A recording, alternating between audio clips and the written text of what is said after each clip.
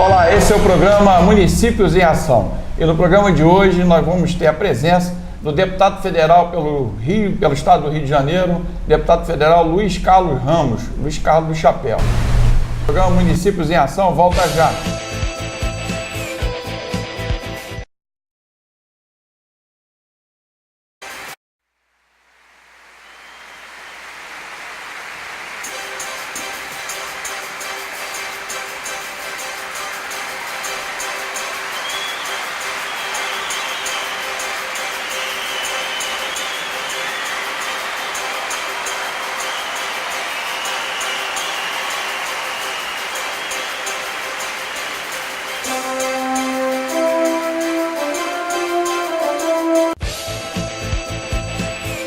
Bem, estamos de volta, esse é o programa Municípios em Ação e hoje nós temos a grata satisfação de estar recebendo aqui nos estúdios o deputado federal Luiz Carlos Ramos. Luiz Carlos, deputado federal pelo estado do Rio de Janeiro. Deputado, quero agradecer a sua participação aqui no programa Municípios em Ação. Renato, quero agradecer aí o convite, colocar à disposição o nosso mandato ao povo da Baixada. E eu estou aqui para qualquer pergunta que você tenha dúvida sobre o Congresso Nacional e sobre o nosso mandato. Tá ok. Deputado, vou até aproveitar. Essa semana agora o Congresso Nacional está no corre-corre danado em função de toda essa tramitação. Vou começar pela questão da reforma política e depois os assuntos gerais. Como é que o senhor analisa essa questão da reforma política já para 2018? Vai ter voto, as coligações, a questão do recibo eleitoral, como é que o senhor avalia isso? E se o fundo para a campanha que foi estabelecido já vai vigorar? Olha, o que a gente no Congresso estabeleceu, a pedido do segmento social, que está reivindicando uma contemplação diferenciada no Congresso Nacional da reforma política, foi que os deputados decidiram manter a coligação, que já havia, colocou a cláusula de barreira de 1,5%, no mínimo em 9 estados, que queriam, no original, era 14 estados, e também quem não cumprir esse 1,5%, pelo menos ter um deputado federal em cada 9 estados. Então, a reforma que vai diminuir a força política de 35 partidos, aqueles partidos que estão de famílias, que são sem uma participação exclusiva da sociedade, com seus representantes municipais, senadores políticos, coloca para a família ou coloca na mão de uma autoridade que toma conta de 3 siglas, 4 ou 5, eles vão ser penalizados nessa eleição. Os partidos cartoriais, né? Então você vai ter aí um aumento diferenciado. Poucos partidos terão condições de fazer uma chapa até com coligação, né? Então vai ter que se movimentar nesses 4 meses para 5 meses que resta, que é onde tem aí as filiações dos pré-candidatos. Então acho que nesse ponto foi um avanço, mas já deveria ser esse avanço para essa eleição, já que tem que mudaria essa engrenagem com os deputados estaduais com os deputados federais. Não, mas passaram para o próximo ano, próxima legislatura dos vereadores. Então os vereadores na próxima não terão coligação. 2020, no 2020 caso? Já haverá partido com chapa completa e alguns nem podendo colocar sua campanha na rua, porque não terá mais fundo partidário e nem temos televisão. Então viabilizou. A outra coisa que a reforma trouxe você acabou com o carro de som, né? Hoje não tem mais o carro de som circulando na rua, num caso, infernizando quem está em casa, né, com seu som, mas na verdade atores políticos de primeira vez, são menos conhecidos, que é muito mais barato você pegar um sonzinho e sair divulgando no seu bairro, na sua comunidade, ele vai ter muita dificuldade, porque ele não tem a estrutura de grupos políticos lhe apoiando, né? Nem a associação de moradores, nem o sindicato, nem a associação de professores, de profissionais liberais. Né? Então ele vai ter uma dificuldade de divulgação, até porque O tempo de televisão também já mudou na reforma política de 2015, que é a mudança do modelo de televisão na eleição. Hoje são sessões de 30 segundos e que a maioria dos partidos, no caso do Podemos, que eu faço parte, só tem 22 inserções dos 35 dias de televisão na época da eleição, de agosto a setembro. Então você bota 22 inserções com 174 candidatos. Se for chapa completa, fica muito difícil você divulgar todo mundo na mesma proporção. Então aí vai ser um conflito também. Agora a internet, vai poder usar a internet? A internet foi liberada, então quem é ator nesse meio, tem facilidade nesse meio, levará uma grande vantagem, né? E também levará aparentemente grande vantagem quem tem mandato, que tem uma estrutura um pouco direcionada a todos esses meios de interlocuções de comunicação. Agora, por exemplo, foi cancelada a questão do empresário investir na campanha. Como é que vai ser feito isso? Esse orçamento que estava sendo muito discutido, polêmico, isso já foi aprovado ou ainda está em discussão? Isso já foi aprovado na legislatura lá de 2015, na reforma que não pode mais ter verbas de empresas, só de pessoas físicas, mas agora implementou-se uma regra. Na eleição de 2014, se coloca que teve 8 bi de dinheiro público oficial, ou de parceiros de empresa privada. E agora votou lá 1 bi e 700, que o presidente Temer vetou a parte do recurso do TSE. Então vai reduzir bastante. E aí a gente não sabe como é que vai ser a comissão que cuida das eleições? Das eleições, não, não é das eleições, da comissão que tem lá, CCJ, o que ele vai fazer no recurso das emendas, quanto que ele vai colocar nesse buraco que ficou do TCE, entendeu? Então ele vai complementar com o recurso do orçamento. Então vai ser mais um desgaste que vai haver lá para o mês de dezembro. Esse é o programa Municípios em Ação, hoje entrevistando o deputado federal pelo estado do Rio de Janeiro, Luiz Carlos Ramos. Nós vamos para um rápido intervalo, voltamos já. Bem, estamos de volta, esse é o programa Municípios em Ação e hoje com a participação do deputado federal pelo estado do Rio de Janeiro, o deputado Luiz Carlos Ramos, do Podemos. Deputado, essas atividades todas de deputado federal, ela requer uma briga de foice no Congresso, porque cada deputado quer puxar as emendas, os projetos para a sua região. Eu vi, em termos de encaminhamento, alguns projetos interessantes, mas o que mais o senhor encaminhou para o estado do Rio de Janeiro?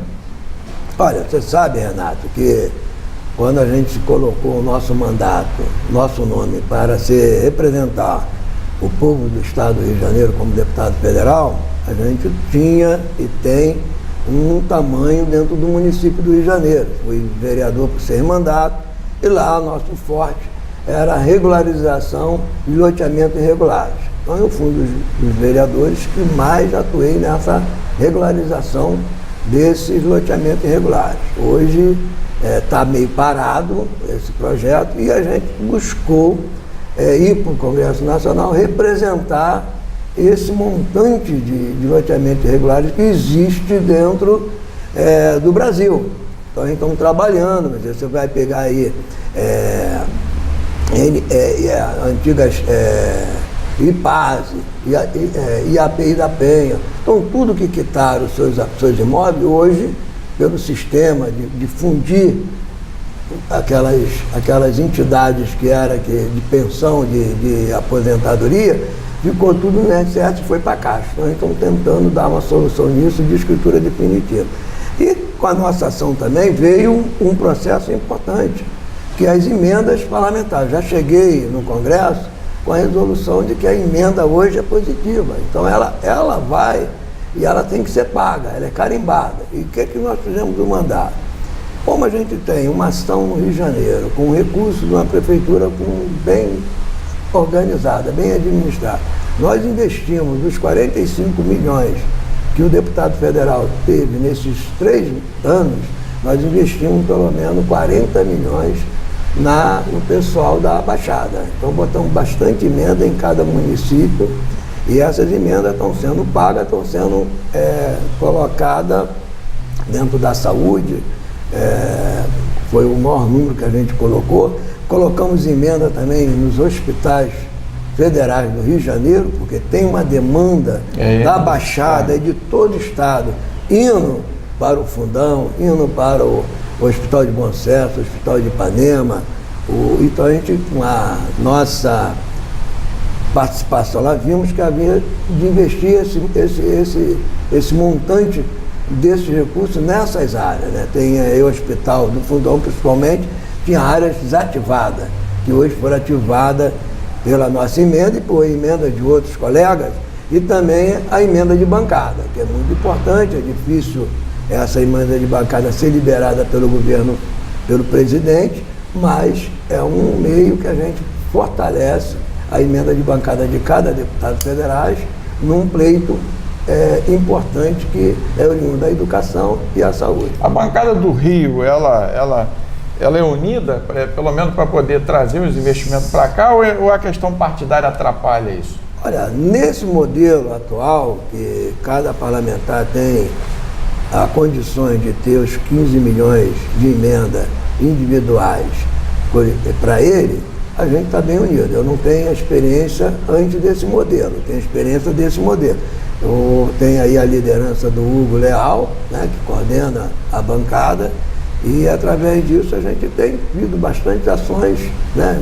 E eu acho que não é só o Rio de Janeiro, em todos os outros estados, as bancadas têm uma presença importante de união nesse segmento, independente da diferença política. Agora, por exemplo, o senhor ficou como vereador, teve 6 mandatos, né, de vereador, isso ajudou pra caramba quando chegou lá em Brasília, ou é totalmente diferente? Ah, completamente diferente.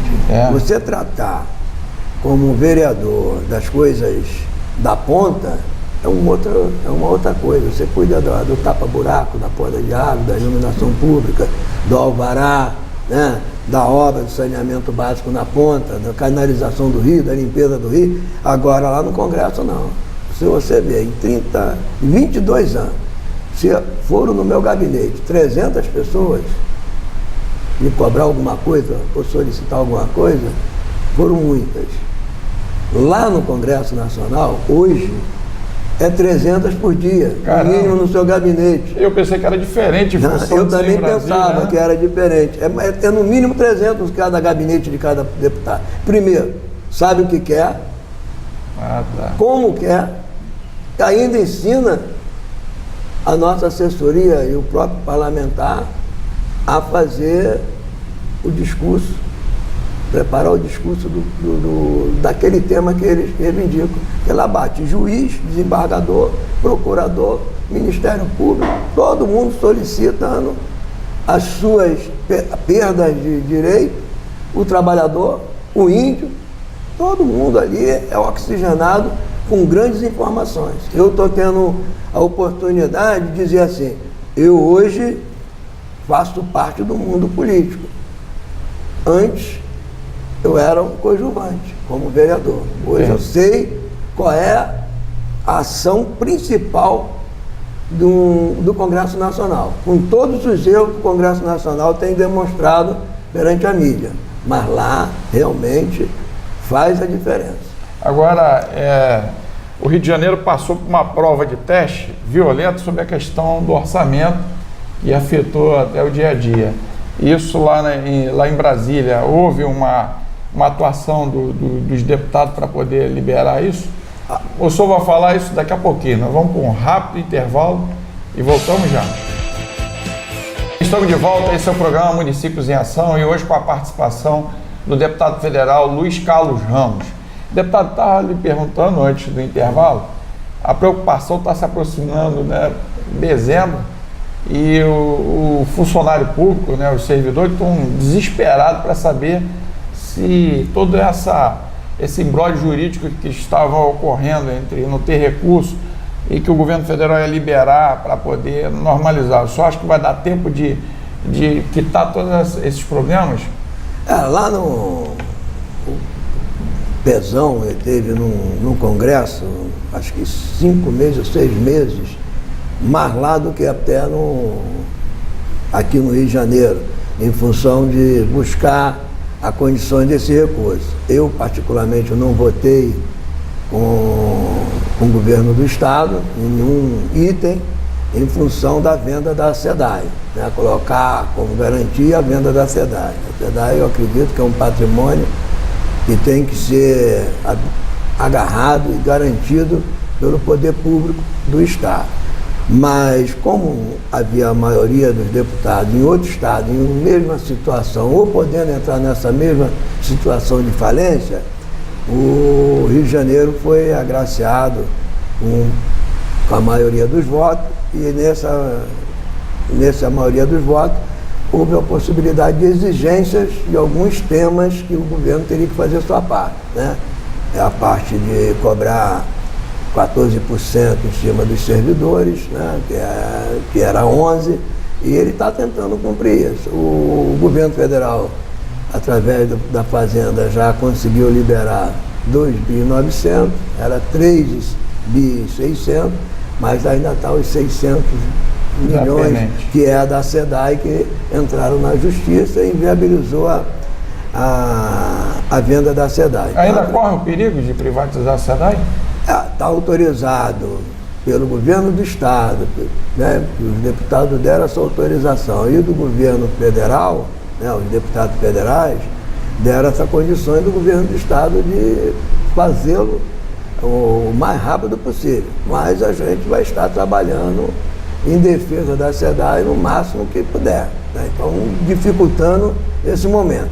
Mas acredito que até novembro, esse recurso de 2.900 bi do empréstimo com o banco chegue ao cofre, e aí o Estado venha ter uma gordura para poder cumprir os compromissos deles com os fornecedores e também com os servidores. Essa questão, por exemplo, do pré-sal, em vez de privatizar a SEDAI, não poderia oferecer antecipação dos royalties como uma forma de garantir isso? Não resolveria? Eu não posso te responder com exatidão sobre o pré-sal, porque é um assunto que eu não entrei em detalhe específico. Mas eu acredito que o pré-sal, como é algo mais para frente, e o que o governo precisa é de dinheiro de caixa imediato para tirar o governo, passar o governo a ter um equilíbrio de pagamento das suas finanças, que todo o recurso que entra com a queda da arrecadação não tem como cumprir os compromissos. E quem tem os seus compromissos, que é a Assembleia Legislativa, a Justiça, que o dinheiro já bate lá e fica carimbado, não quer perder.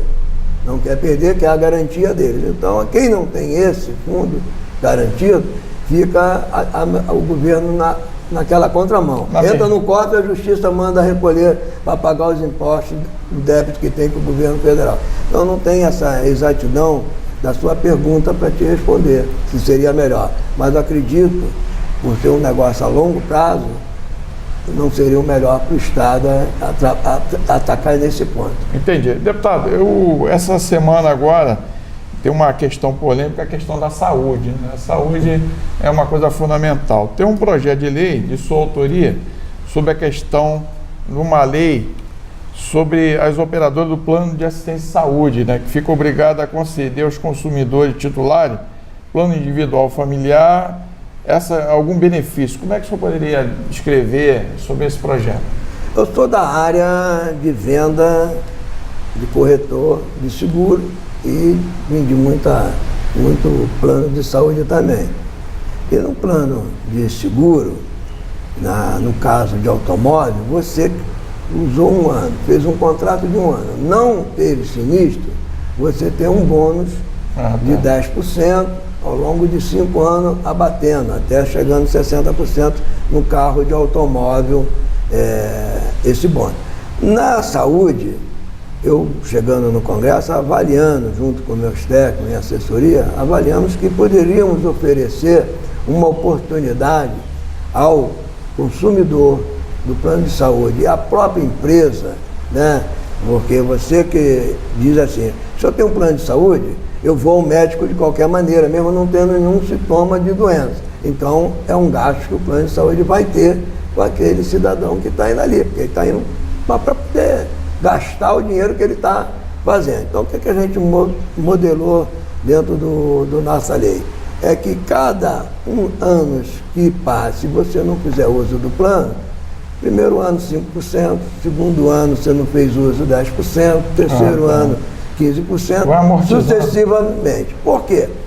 Depois que você passa de uma certa faixa de idade, de 10 anos a 30 anos, poucos, pela média das pesquisas, vão ao plano de saúde, não tem uso. E pela categoria do reajuste, né, da correção da inflação, e também mudando de faixa etária, você tem aumentos automáticos. Então você evitaria, vamos dizer, com 5%, se a inflação foi de 5%, você já não tem.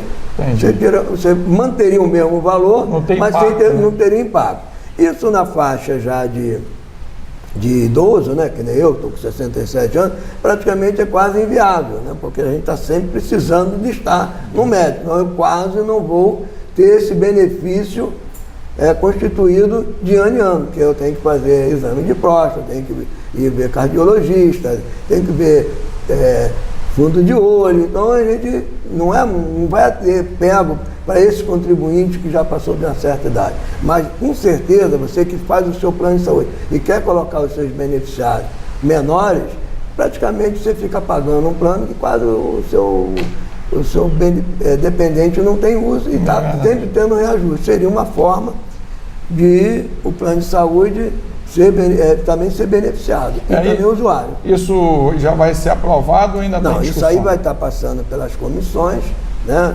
Comissão de saúde, comissão de trabalho, aí tem uma opção de comissões lá que a gente tem que fazer o nosso contraponto dentro do Congresso, ter sempre um amigo, um colega do partido naquelas comissões para ser o relator, fazer a defesa do projeto e aí trabalhar, porque cada grupo tem os seus representantes, né, lá no Congresso Nacional. A gente precisa trabalhar esses grupos políticos também. Isso é importante. Esse é o programa Municípios em Ação. Nós estamos entrevistando o deputado federal Luiz Carlos Ramos. Vamos por um rápido intervalo, voltamos já. Bem, estamos de volta. Esse é o programa Municípios em Ação e hoje com a participação especial do deputado federal pelo Estado do Rio de Janeiro, Luiz Carlos Ramos. Deputado, é de praxe todos os entrevistados, até para a gente poder quebrar o gelo, seu time de futebol. Meu time de futebol é Fluminense. Em 1960, eu assistindo na casa do vizinho, naquela época era uma televisão, numa rua, todo mundo ia para a casa desse vizinho, na decisão com a América, o Fluminense perdeu o título, foi vice-campeão, e aí eu passei a ser Fluminense nesse momento. O correto era ser o América, né? Porque o América tinha ganho a competição naquela ocasião. Eu estava naquela época com 9 anos, né? Então, ali foi a definição de um clube que a gente tem acompanhado. Nunca fui dirigente do Fluminense, mas a gente teve a oportunidade de ser dirigente do Quilá Futebol Clube, diretor de esporte do Séries, né, lá de Bangu, que hoje está na 3ª divisão, do Cassino Bangu. Cheguei a ser presidente do Cassino Bangu. A minha vida foi muito voltada aos clubes, né? E até como vereador a gente teve aí a ação da remissão das dívidas de IPTU e ISS e ajudamos aí nesse meio aí os clubes a dar um respiro. Isso é importante, até porque essa movimentação toda nas suas atividades, por isso eu acompanho os projetos aqui.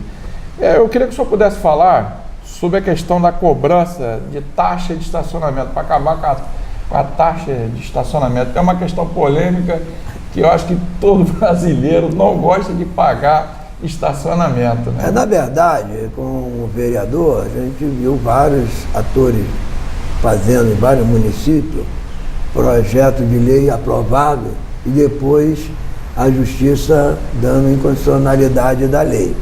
Governo do Estado, a mesma coisa, os parlamentares estaduais do meu estado, aqui do Rio de Janeiro, fez também várias ações dessa, publica, dá aquela mídia, quando vê, o empresário entra com um recurso e ganha na justiça. Então lá no parlamento nós chegamos e fizemos uma campanha em cima disso também, e tentamos estudar de que forma a gente poderia fazer uma ação mais conclusiva ao shopping.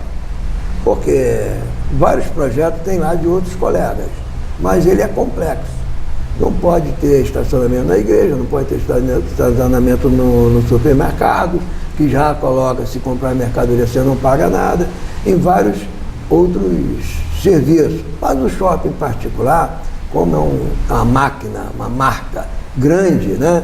A gente achou por bem trabalhar só o shopping.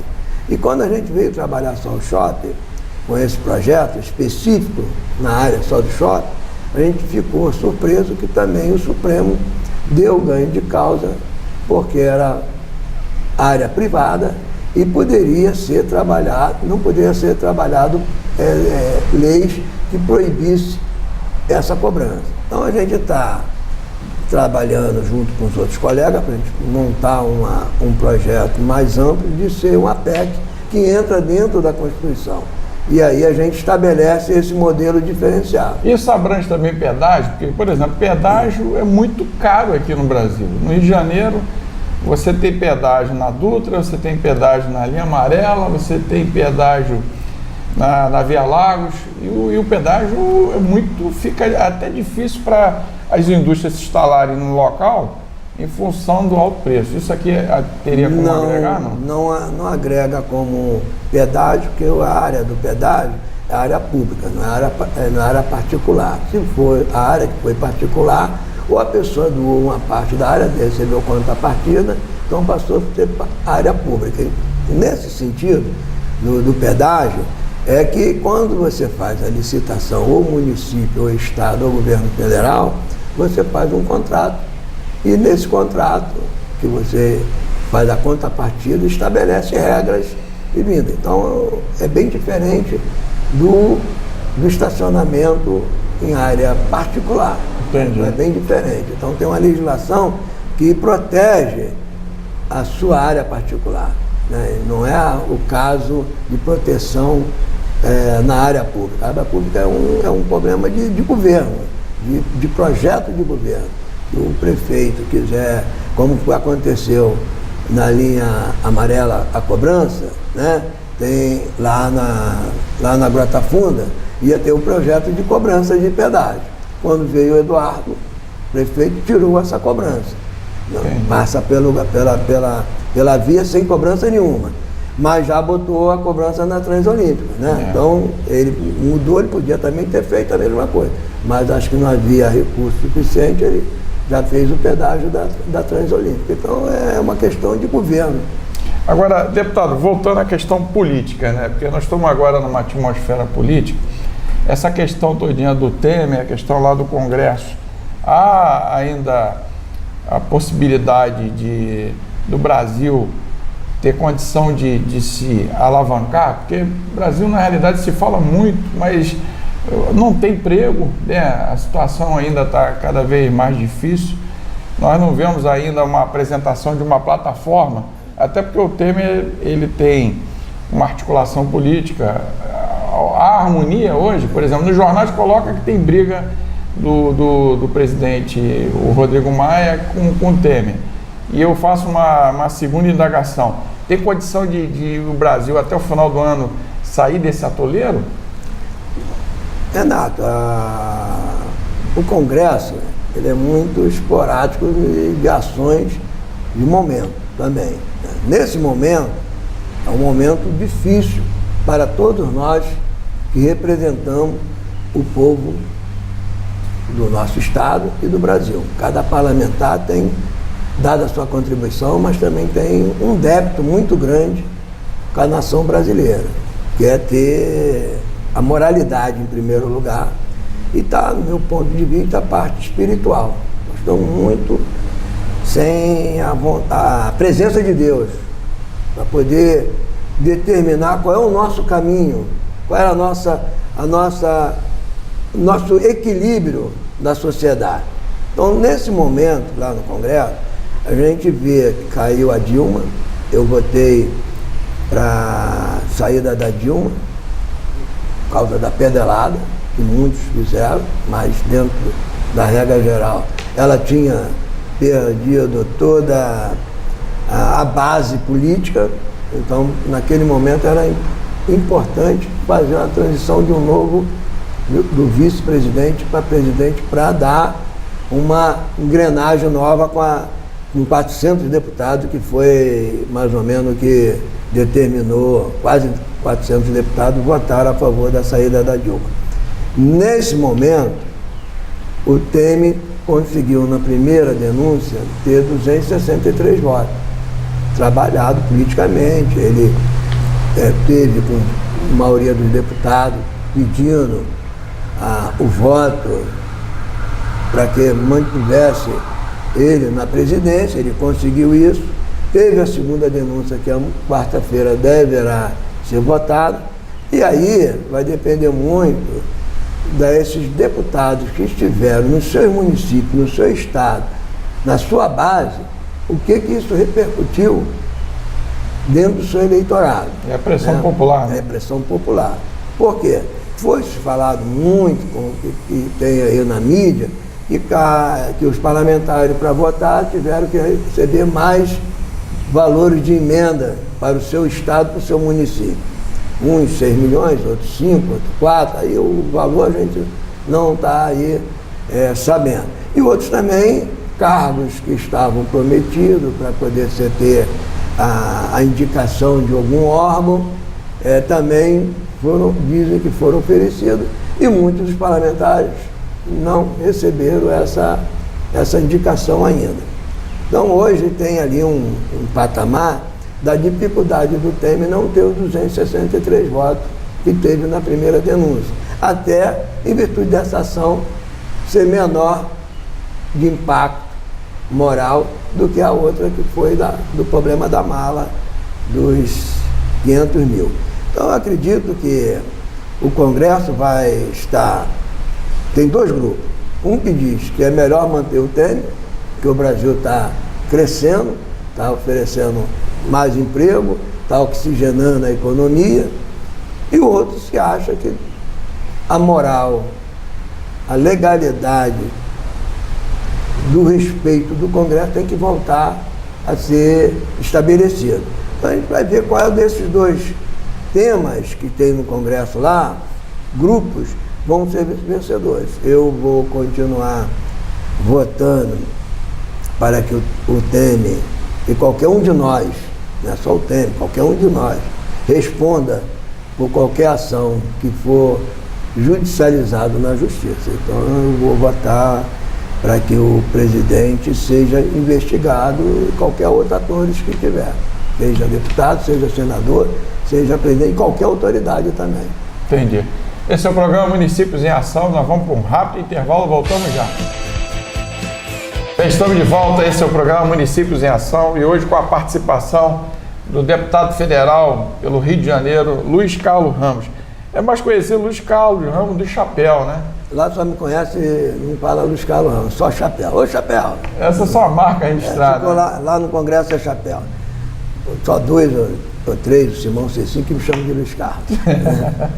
Agora, deputado, essa questão toda da linha sucessória, você está no partido Podemos, não é isso? O partido vai lançar candidata a presidente da República, deputado, governador? Ô, Renato, quando eu mudei do PSDC para o Podemos, foi em função do projeto estadual e nacional. Vou mudar o nome, era PTN, mudou para Podemos. E esse projeto, ele tinha um objetivo. Nós tínhamos 13 deputados, um só reeleito, com 4 mandatos, e 13 e 12 de primeiro mandato. Até a própria presidente Renata Abreu, ela tem o primeiro mandato. Então a gente buscou fortalecer esse grupo, aumentar o número de deputados. Hoje estamos com 18 deputados federais, no Rio 3 federais, eu, Ezequiel e o Sérgio Beiter, né? Então, é o estado que tem mais deputados federais. E a gente que buscou, junto com a Associação, buscar um nome nacional que fosse honrado no meio político e na sua vida pública. E esse nome que foi escolhido foi o Álvaro Dias. A gente pediu para ele. Senador? Senador Álvaro Dias. É Paraná, né? É Paraná, que já foi governador, deputado federal, está no 4º mandato de senador. E o Álvaro Dias deu oportunidade ao nosso grupo político de colocar o nome dele e até abriu ele ver como é que a sociedade acompanha o histórico dele e o movimento desse mundo político do Brasil, o que quer, qual é o modelo que quer para o Brasil. E aí, nesse modelo, nós estamos apostando no Álvaro Dias, estamos correndo todos os estados, dia 10 estaremos em Mato Grosso do Sul, dia 26 no Amapá, já tivemos no Mato Grosso recentemente, já tivemos na Bahia, já tivemos Pará, Piauí, Maranhão. Então a gente está nesse foco de levar esse projeto que tem uma bandeira importante da moralidade, da dignidade de gestão comprovada quando ele teve a oportunidade de ser governador de estado do Pará. Entendi. E o governo do estado, vocês vão lançar? O governo do estado, na ocasião, em função desse nome nacional, o senador Álvaro Dias convidou o Romário, junto com a Renata Abreu, para compor um projeto também de estado, e no qual que eu era o deputado federal, presidente do Podemos aqui no Rio de Janeiro, e a 1º de julho o Romário virou presidente do Podemos, e estamos aí tentando construir essa força política que ele está trazendo com a nossa força política, porque no nosso partido hoje tem 3 deputados estaduais, 2 prefeitos, 2 prefeitas, Quissamã e Saquarema, e temos 28 vereadores no município. Então, há muita oportunidade de que esse grupo se junte ao grupo do político do senador, para que a gente tenha uma base boa no estado.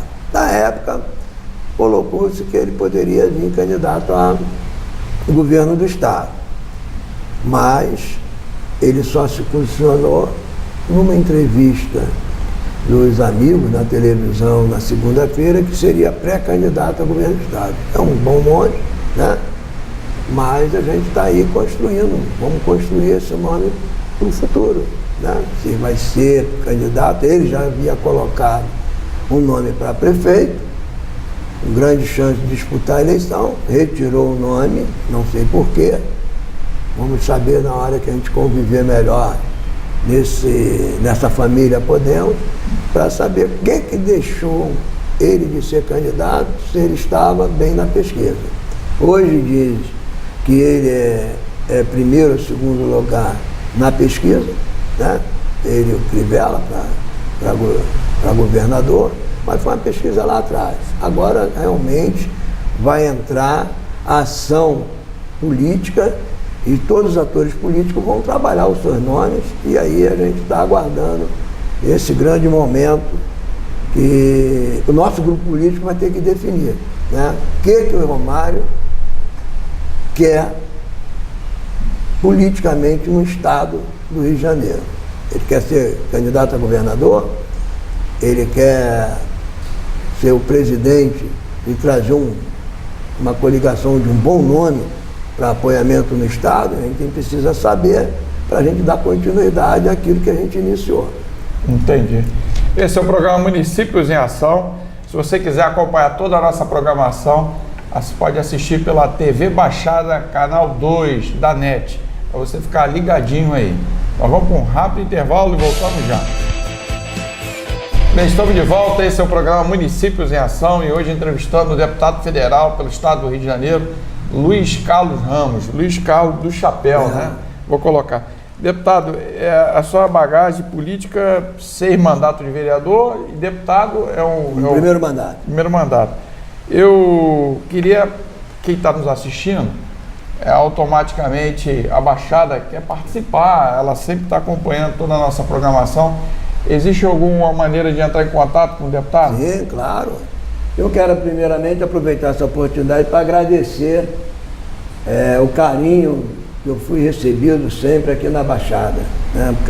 Na campanha, ser morador de Campo Grande, do Rio de Janeiro, vereador do Rio de Janeiro, e você chegar, colocar o seu nome e ter a votação que eu tive na região, Caxias, Nova Iguaçu, São João de Meriti, Magé e adjacência, a gente está aí querendo agradecer. Voltamos de casa em casa para agradecer esse voto.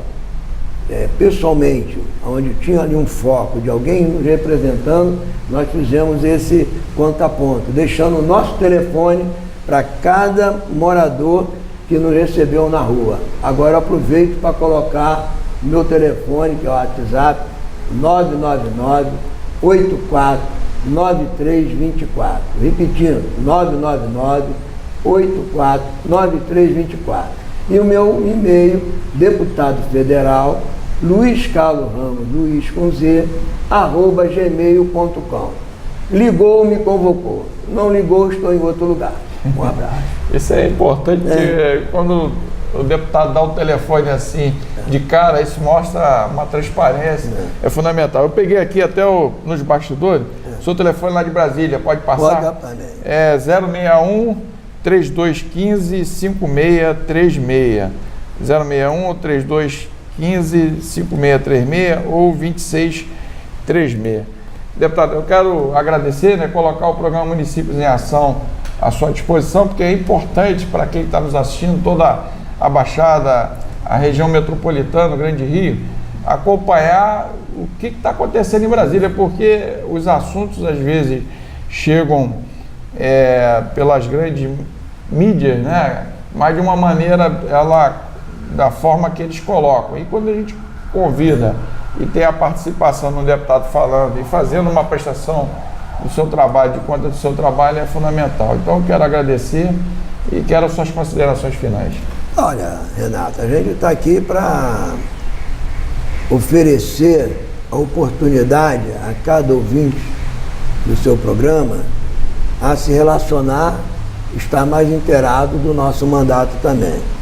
Colocar à disposição o nosso mandato até ao vivo, todo dia você tem aí o telefone ligando para mim, o que está acontecendo de novidade, isso é muito bom, de interesse público para a nossa região. A gente pode fazer uma apresentação semanal para você dar o tom aqui com seus outros entrevistados e dizer que o mandato está terminando, mas eu acredito que nesses 3 anos que a gente está com o mandato, a gente buscou ser um representante de fácil acesso, colocando sempre em primeiro lugar que a gente não sabe tudo, mas quer aprender o máximo possível nesse novo conjugado que é aquela casa do Congresso Nacional. As votações começam de 9 horas da manhã e se estende até 4 horas da manhã, 3 horas da manhã. Muitos dizem que cada votação, às vezes, é ao perder da noite. Mas as grandes votações só é depois de 9 horas, 10 horas da noite. Porque tem tanta ação de atendimento no Congresso Nacional, na parte de urna, que não tem como você colocar. São 22 comissões. Movimento de manhã, de comissões e de audiência pública. Então, quero passar para vocês que cada voto nosso é um voto que a gente primeiro pesquisa os comprometimentos que a gente tivemos na eleição e que a gente tem no conjunto político do Congresso Nacional, junto com o meu partido, que orienta, com o nosso líder. Nós também votamos em certo momento, sem orientação do partido e do nosso líder. E do grupo político que eu faço parte lá também. Então, em primeiro lugar, atender a moral, principalmente do homem público, que a gente precisa colocar como bandeira, que é a bandeira do homem público representativo que a gente tem aqui no nosso estado. Tá ok. Nós chegamos ao final do programa Municípios em Ação. Quero mandar um abraço lá para o meu amigo Zito Manhães, doutor Cadorna, ligadinho no programa Municípios em Ação, e agradecer a sua participação. Tenham todos uma boa entrada de semana. Um abraço, até lá.